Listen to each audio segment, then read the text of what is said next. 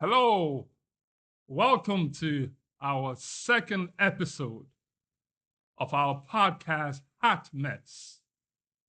Remember, it is not about the mess, it is about the message in the mess. So don't judge me or don't judge her.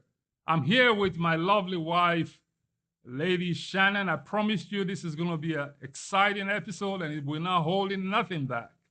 So sit back, relax, and join us as we engage in these wonderful conversations. Now, Lady Shannon, we're going to do this way. It's going to be a trivial kind of setup as we begin to have the conversation about pillow talk. This is where we're going to lead to, but we just want to break the ice by letting you know how our relationship is. No relationship is perfect. So we're going to miss some things, we're going to get some things right. And you're going to figure it out as we get along. Uh, I'm going to ask some questions, and she's going to ask some questions and see who is most correct about the other person's characteristics in the relationship. All right. Before we go any further, you want to say hello to the viewers? Hello, Hot Mess family. I'm excited to be here as we curate and create an amazing tribe. We are so excited to be engaging with you. Wonderful, wonderful. She's not always this brief. She talks a lot. Don't let that fool you.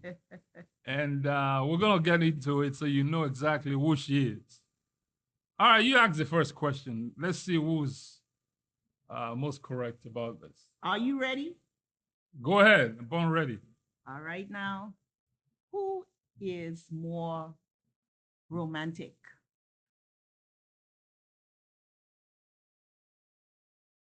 No, that is not correct. You think I'm most romantic?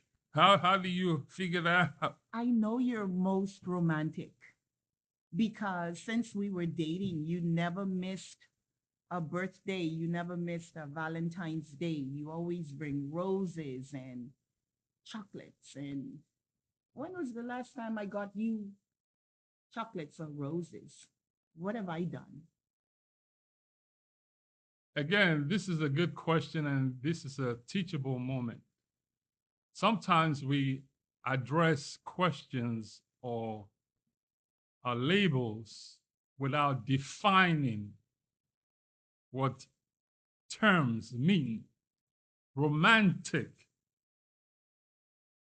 I think most women will be offended when you tell them that I'm most romantic in the relationship. But again, it depends on how you view it. If you view romance as gift given, as something tangible, I think that's what you're trying to describe romance. Absolutely, because women are receptive. I thrive by seeing appreciation, one, but also feeling it and being able to get that tangible benefit. Speaking as a woman, sometimes it's the little things that count. One rose, or it could be some chocolates, it could be a stroll on the beach. I feel women are more receptive. So that's where I am with it. I give you that. I think when I look at being romantic, I know you're particular and very um, excited about going to the beach, Yeah. but I'm not. Mm-hmm. So because I'm not, I think I'm not romantic in that sense. Mm-hmm. So if you look at it from the lens of giving you the intangibles of going to the beach, not just giving you a gift, Mm-hmm. then I may be less romantic. So, but that's a good one. Yeah. Yeah. And it's relative, right? It is very relative. That's the message in a Mm-hmm. mess. Mm-hmm. Next one? Oh, you want to do one? Who's a better cook? This island girl could throw down. What's your favorite meal?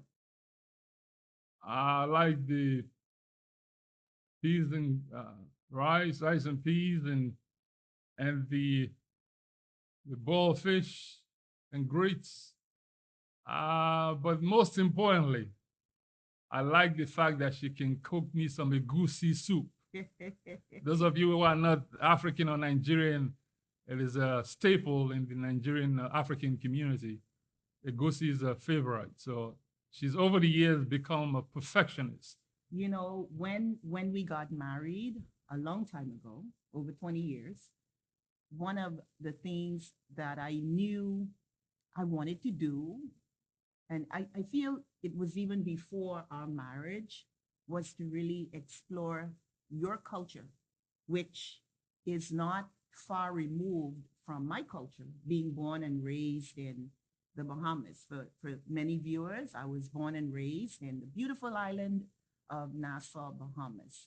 And so I felt understanding your culture was so important. So that included the traditions, it included learning about your Edo lineage, it included learning how to make the food, it included learning about the music and appreciating everything about what the continent had to offer. People say often about us, how is your love story so unique? And it is unique because when you think about it, you are from West Africa, Nigeria, a country of over a continent, Africa being the continent, but a country of over 200 and what, 20 million or more now, right? Growing, yeah. Yeah, growing. The most populous country in Africa. And I'm from the Bahamas, born and raised in the Bahamas. We both made the United States by way of South Florida our home, but I grew up and the entire Bahamas was about 250,000. Right now it's up to over 300,000 people. But can you think about it within that context? So we're so different, but yet we're so similar in many ways. And so I wanted to really sort of ingrain myself in understanding the culture for myself, not what, and you could agree, it wasn't something that was taught to me, but I took the initiative. And I'm proud to say that I can cook most of the foods that my husband enjoy. We've had people come over from Nigeria or other West African countries, and they love the food, so I got a handle on it. It is very important what you said about the idea of learning the unknown, what you are not accustomed to. That's what marriage is all about. It said, two shall become one. Mm-hmm. The two were different. They come from two different cultural backgrounds, two different worldviews. But the key here and the message is your willingness to learn. Yeah. It's not that you're going to get everything right. It's about your interest in learning. Like I said, when you asked about my favorite meal, I mentioned peas and grits. I grew up in Nigeria. I never eat. The first time I saw peas and grits, I said, this is trash. Yeah. No. All them Bahamian 242. No, yeah, no, no. they'll come after you. They come after me. No, no. I've learned to appreciate it. Yeah. So it's about learning and your interest in the other person's perspective. Remember, you would call, when I cooked, I remember you got sick one time, just a little flu or something, and I made what we call Bahamian staple, which is a chicken, sort of a chicken soup, but we say chicken sauce. And I remembered for our 242 listeners, this man had the nerve to say, I don't want any chicken and water. I'm like, this is a travesty. Do you know what this is? And so now. Listen, those of you who are not Nigerian, if you want to get a real pepper soup, that's no fish and water, no chicken and water. But it comes, it comes so close to, like he mentioned, what is pepper soup. The chicken sauce, I feel it came down, by way of our ancestors all the way from West Africa, which is where I can trace my lineage, right? Coming, through the Bahamas or the Caribbean. And so for me, that's not so far removed from what you're used to. But because the name was different, because it presented different, Mhm. you had that reservation that has now dissipated or passed because now you're asking for chicken sauce. Make me some of that chicken sauce. So it's no longer chicken and water, right? He's asking for it, literally. Wonderful. So we'll go to the next question. I think you got next. All right, ready? Yes. What is the first movie we saw together as a couple? Titanic. It was the Titanic. Yes, it was. Do you remember where we saw that movie? Miami Lakes. No, it wasn't Miami Lakes. It was Sky Lake. Sky Lake Mall. It was Sky Lake. Yep. Yeah, it was Sky Lake. Blame that on old age. That is not It was, intentional. yeah, it was Sky Lake It Mall. was Sky Lake. Was it Sky Lake? Sky Lake? Yeah, it was Sky Lake. Okay. It was. It was one of those not so fancy theaters. It wasn't like an AMC, but it was Sky Lake. Remember, it was in that little, yeah, right? Yeah, we got to go back there. It was Sky Lake. Sky Lake Mall. You Okay. remember what you wore? What did I wear?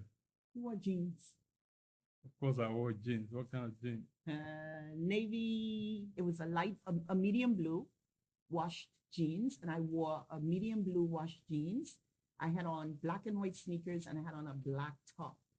I had my hair in a ponytail, I and we watched remember that. Titanic. Yeah, and we took pictures, right?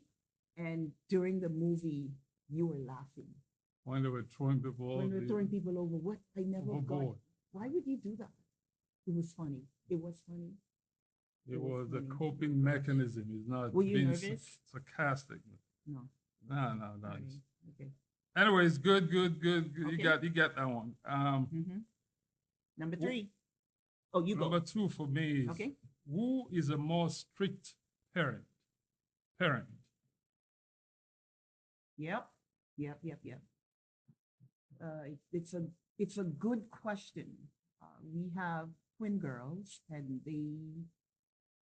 I mean, we waited 5 years before we got pregnant with our twins, and they are a huge blessing to us now. They're now young women in university, but I guess you know, growing up in the Bahamas, what is ingrained in how you are raised, you ultimately raise your children. There have been variations because some of what I endured was downright abuse. Would you agree too with your strict upbringing? Yeah. So we agreed. I don't even think we verbally agreed. We won't have the children endure what we went through. But I guess strict is also relative. This is a Bible based um, community, and we raised our children under biblical principles, meaning that if you spare the rod, you spoil the child.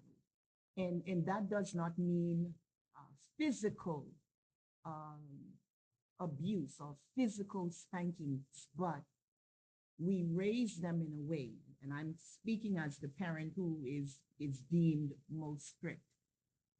Raise them in a way where they allow to mess up, but we check it right away, right? So there is a limit to what training is all about, and the earlier you do it, the better it is long term, not just for the children or for our children who are now young women. I remembered a good friend of mine mentioned to me uh, one of the twins, one of our girls, we have twin daughters.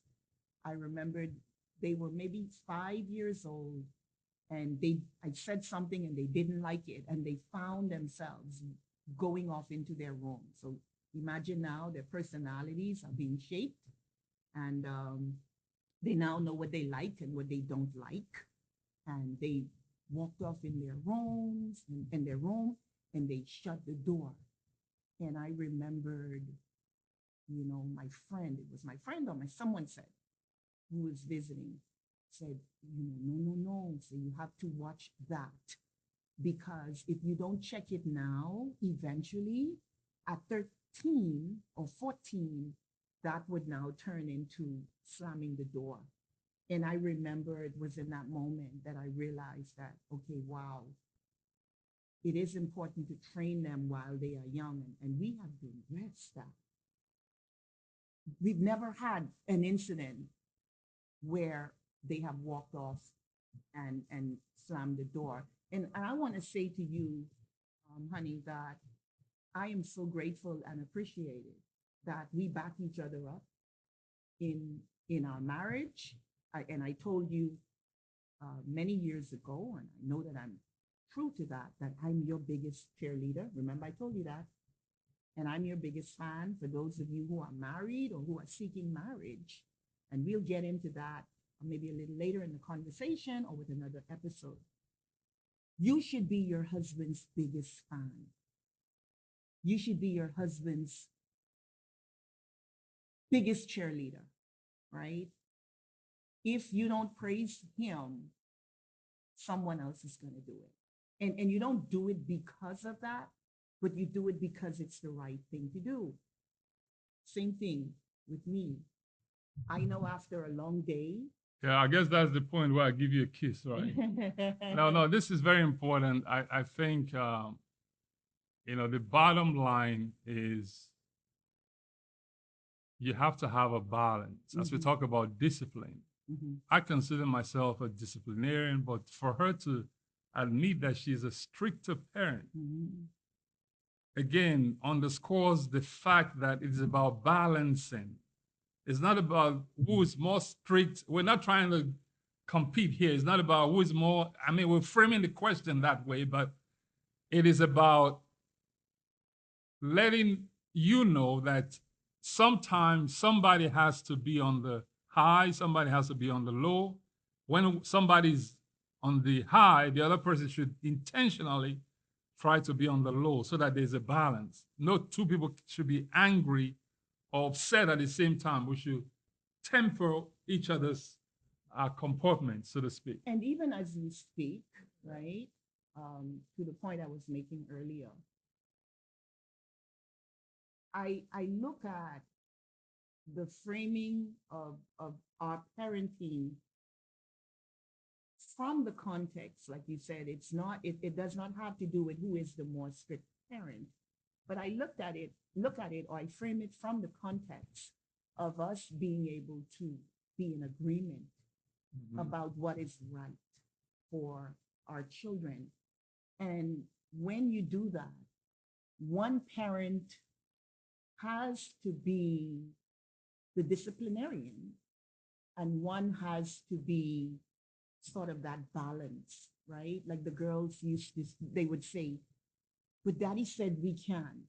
And I think that is important to them, knowing that even in the midst of the discipline that may be a little bit uncomfortable, that they know that daddy is there, or they know that mommy is there.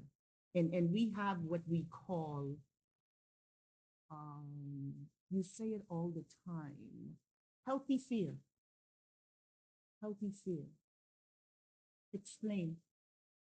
Again, this is a podcast that is founded on spirituality, and our worldview is driven and backed up by scripture. The Bible said the fear of the Lord is the beginning of wisdom. Yeah.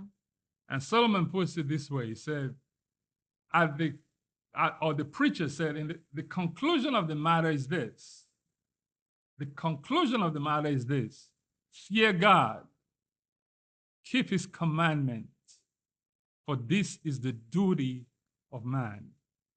So it is not fear of terrific fear or trembling fear, is a fear not to upset or not to disappoint your parent. So it's a totally different kind of conceptions. And come to think about it, I guess in a very literal way, what that means for us, right? To each its own. But what that means for us is that we don't have to do spankings, right? You've never. No, I did. I did. I did it early enough. When did you spank the girls? When they were little, I had what I call, they remember it, they call it benevolent. But did you ever use it? No. So be clear. No, but listen, they knew that they didn't have to cross that line. They knew benevolence was there. Benevolent is a belt. Benevolent is a belt. And I said, this is benevolent. You don't want benevolent. I know benevolence in the actual term is a good thing. Yeah. It teaches good morals, and it provides good morals. But let me be clear. Yeah. Let's be clear. You've never used it. Have you ever given the girls a spanking? The threat of spanking was there. Okay, so be clear, right? Yeah, There's yeah. a difference between a threat, because I've had to physically spank, right, across their buttocks, maybe once or twice, but you never had to do it. I cannot say that for certain, but I know from the age of 3 till they're now almost 20, Yeah. they have never been spanked. They don't know what spanking is. No, we've never had. But they had it in their minds that this is something that I don't want. Listen, God is not a God of fear. He said, I have not given you the spirit of fear, but of power, of love, and a sound mind. So we're not instigating terrible fear on our children. Or any type of punishment. We want them to be fearful in a loving way, and in a way that says, I don't want to upset and disappoint my parent. Yes. Or anybody I love. And we find that if there are no consequences, now there's a conflict as it relates to who's running the home, who's in charge. Are the kids in charge? Are we in charge? And so for us, that worked, and I'm actually very grateful. Like I said, a lot of what we endured, we made it a point that the children didn't have to endure. So I'm grateful. So we on to the next question. Next question. I told you she talks a lot. She's a talkative. Don't be fooled. Mhm. No, we're just teasing. This is an icebreaker and a teaser for the next episode, the next segment, which we'll talk about a pillow talk. So the next question, I think, is me or you? I think it's me. Yes. Who is most likely to say, I am sorry? Yeah, I have to do better. Don't judge me. It comes from pride, and the pride is not a good spirit to have. First of all, I try not to upset or try not to get to that level where I have to apologize. But when I do make a mistake, every now and then, too many times to be reconciled with, I have to be able to go back there and say, I'm sorry and I apologize. Yeah. And it's a better man that does that. And it works because communication is so key. And you don't want conflict to go on, given there are going to be conflicting moments inside and outside. And many times people bring what is on the outside on the inside, right? And we talk about that all of the time. Sometimes it's not even us per se, but it's what we are going through And but it makes it easier when you're able to apologize and to do it right away. And the Hot Mess podcast is about bringing out a message within the mess. And sometimes marriages can be and feel very messy, right? When there are moments of conflict, and a kind word would easily turn away any wrath or future disagreements. And so that is something that I feel we both need to work on, because I don't always apologize all the time, but it's important to know that even within our marriage, that sometimes those challenges happen. And I'm glad that you are bold enough to say that you have to work on that, right? Um, and I think that works for us. The first thing is to recognize there's a problem, Mhm. and the acknowledgement will lead to solutions. Yeah, You can't say that you're perfect and you're also righteous and sanctimonious, that you don't make mistakes. But the other part is when you actually make the mistake, own it yeah. and apologize and ask for forgiveness and move on. One of our mentors used to say, as we leave the question, you walk around angry, right? You walk around angry and you're thinking about the other person who has made you angry. And that person is walking around at peace, not even thinking about you, thinking about them Mhm. being angry. So imagine putting that within the context of marriage. Um, you're walking around angry, sleeping in another bedroom. The children feel that tension. Mommy, are you okay? Daddy, are you okay? So you got to be adult about it. Yes, you're going to, have your time to cool off and all of that. But I know it has worked for us. And we want to be transparent and let you know, listen, we have those moments too. We do. Your question next. Very good, very good. Who is the most happy about your marriage? How do you figure that out? How Uh, do you claim to be more happy? I don't know. I guess it's just people used to ask me all the time, does he ever smile? Does he talk? And I was like, of course he does, I feel, because of your height and your personality, a lot of people sort of have to get past that exterior of who you are, the piercing eyes and all of that. So for me, I translate it to be, the softer side of you, right? And oftentimes, even in our political careers, people would come through me to get to you. So I feel within the marriage context, even within our ministry work, um, even within our business context, we own our own businesses, and so we work a lot together. And so I feel I translate that happiness from our marriage into every other facet of what we do or what we've become together as well as individually. Well said, well said. Very good. My time? Yeah. Where did you go for your engagement? I don't even remember.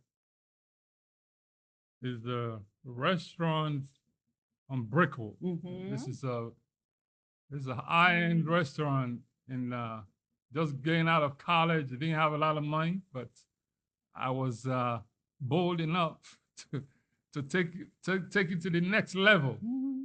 and went to Brazil. Ah, It's a nice Italian.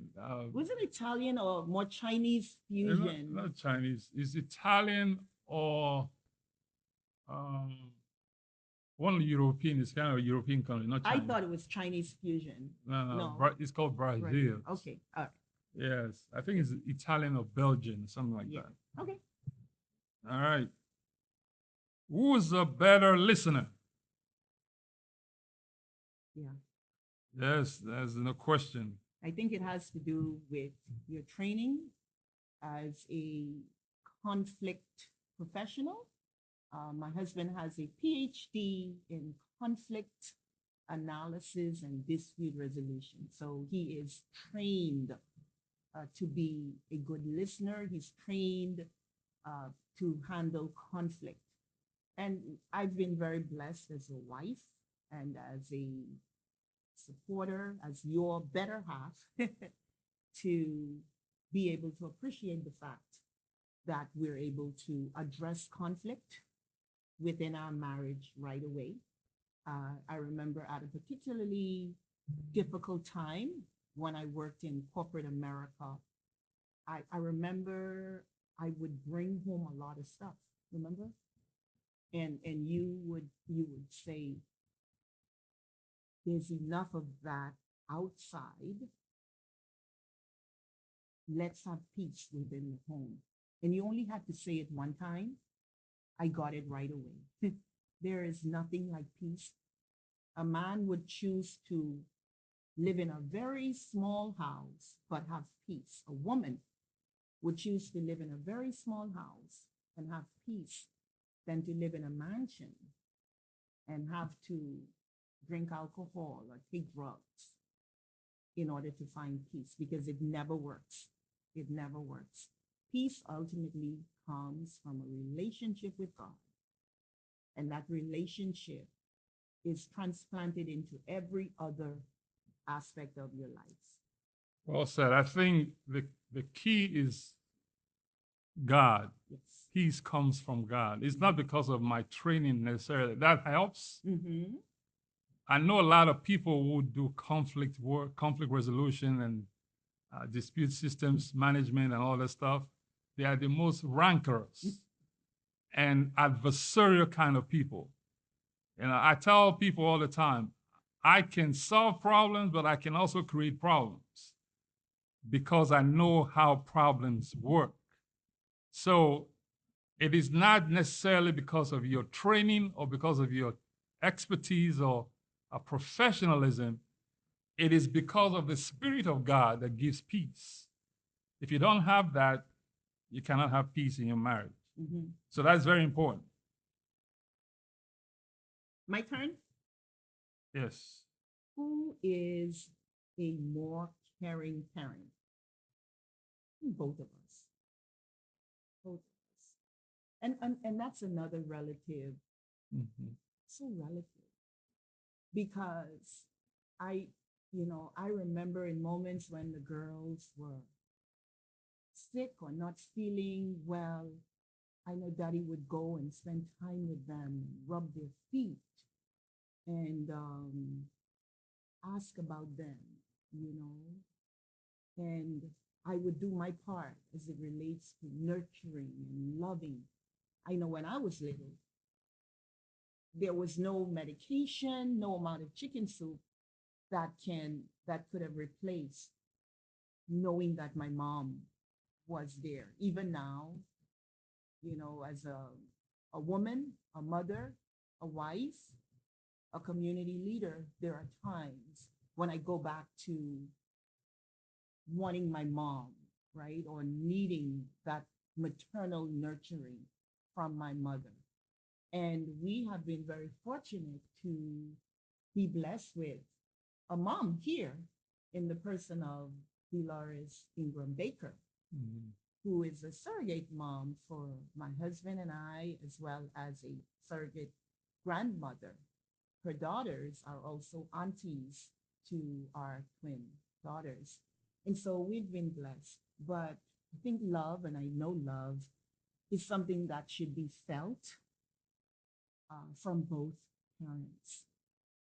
I don't think there's any one parent who should show love more than the other. So we find ways to make it work. All Well right. said. I think that is That is it. another on a biased question. It's Mhm. sometimes it's not it's not it's how the question is framed. I Yeah. think you know caring can be on both sides, and it's a Correct. balancing act. Correct. The last one is, who's a better driver?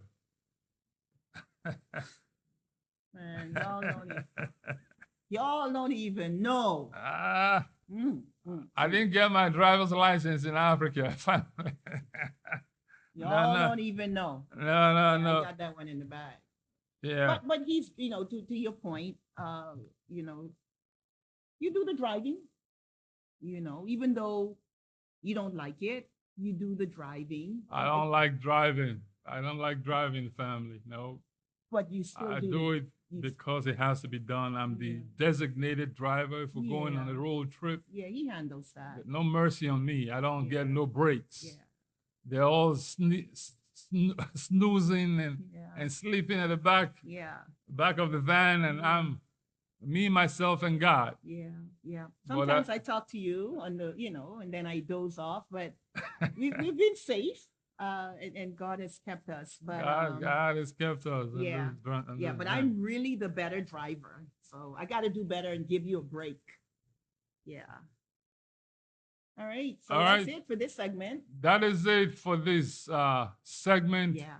We're gonna catch up, and the next segment we'll talk about pillow talk. Then the last segment after that we'll close with some icebreakers as well. Remember, we are in the mess. We're not a part of the mess, Thank you, family. but there's always a message in the mess. Thank you, God Hot bless you. Mess family. God bless you. Thanks for spending some time with us.